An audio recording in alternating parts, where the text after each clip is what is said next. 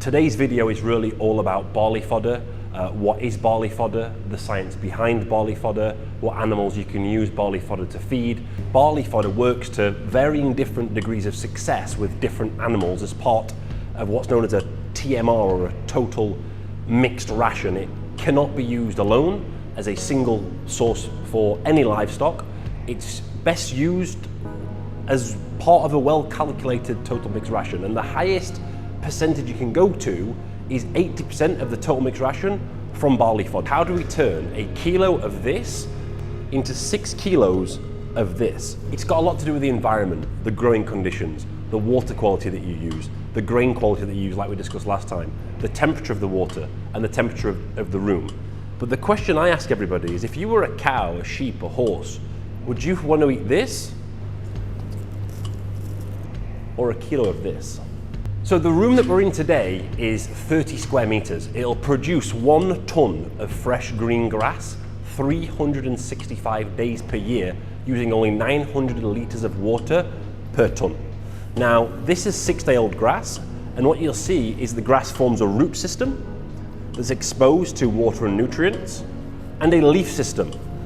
Any animal or ruminant can eat the full root system and the entire leaf system, giving them luscious green grass 365 days a year. Now, in the Middle East, where we're based, this is a miracle. Barley fodder is ideal in hot, arid climates with little arable land and water shortages, like the Middle East, where we're based and stood right now. The Middle East, especially the GCC countries, import 95% of their animal feed at a great cost. So barley fodder makes perfect sense here from a relative feed value perspective. Now, you can check out our other videos on how to determine the relative feed value of your feed, and we even show you how to calculate a feed ration for any animal with barley fodder. Now, the key to using barley fodder is understanding your economics and how to use it as effectively as possible as part of your total mixed ration. Firstly, barley fodder is an amazing use of barley grain. There isn't a single ruminant on planet Earth that was designed to eat grain. The only animal on the planet that was designed to eat unrolled and unhulled seeds or grain is actually a bird. A bird has a part of its neck called a crop. And what the bird's doing is, if you chop the head off of any bird or pigeon, what you'll find is hundreds of little seeds inside of the bird's crop. Now, what the bird's doing is actually sprouting the grain. It's doing exactly the same as what we're doing in this big chamber inside of its body. Now, it takes the grain, because grain is actually full of phytate, which is a mineral inhibitor. And when you put grain into a rumen, what happens is it stops the absorption of other key minerals from other foodstuffs. Now, what a bird does is he takes the grain, he puts it in the back of its neck, it's called a crop. Inside of there, it's hot and humid, and it will sit there for 24 to 48 hours. What happens is the seed becomes soft, the outer hull becomes soft, and the seed is able to just squeeze, and all of the nutrients and vitamins and minerals are increased through the sprouting and germinating process. What this is an extremely good use of turning something that's undigestible into something that's highly digestible, palatable, and good for you. Now we're going to talk a little bit about the science of transforming this unrolled barley grain into luscious, fresh living feed 365 days a year, giving you an increased yield factor of 600%. So what actually happens in the sprouting process is the desirable nutritional changes that occur are mainly due to the breakdown of complex compounds into more simple form.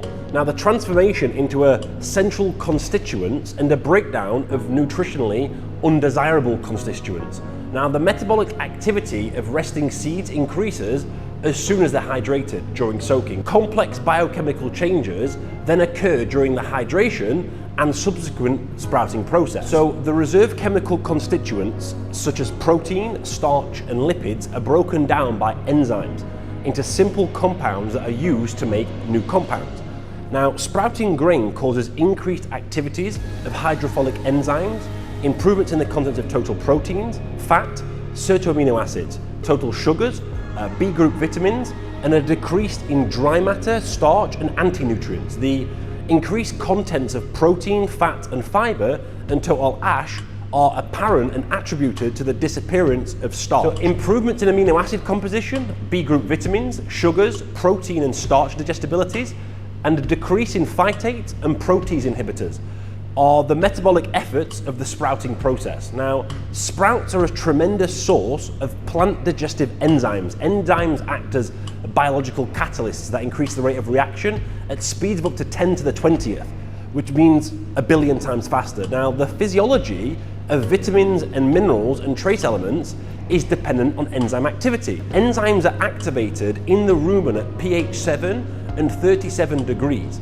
What enzymes do is allow the degradation of other feedstuffs as part of your total mixed ration, and sprouted barley has been shown and proven scientifically to increase the degradation of other feedstuffs at a factor of 300% faster. So traditional alfalfa will actually digest in a cow's rumen, for example, in a 72-hour period. If you put 10 kilos of more or fresh enzyme-packed sprouts as part of a total mixed ration, it's been shown through rumen tests to digest not only this, but the rest of the feed stuff faster, more efficiently.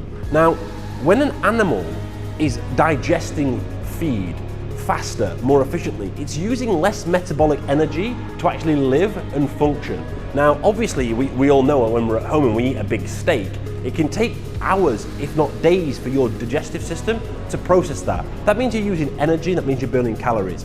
Now, in livestock rearing and animal husbandry, any energy that's exerted to anything other than growing meat, I'm sorry to say, is a complete economic waste. Sprouted fodder becomes 95% digestible. This is what people should be focusing on, not the dry matter debate, not the water content, but how much of what goes into the animal is the animal actually using and consuming.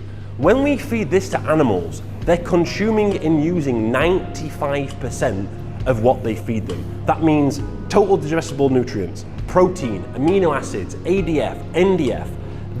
From a digestibility point of view, there's nothing on the planet that rivals fresh green grass. If you ask any child what a cow should eat, they'll say grass. If you ask any farmer how they fix problems with animals, it's feeding fresh green grass. And what we're doing is simply producing fresh green grass 365 days a year in containers in the Middle East so that we can bring a vertically integrated food security solution to the region by using the world's most sustainable animal feed and the world's best meat sheep.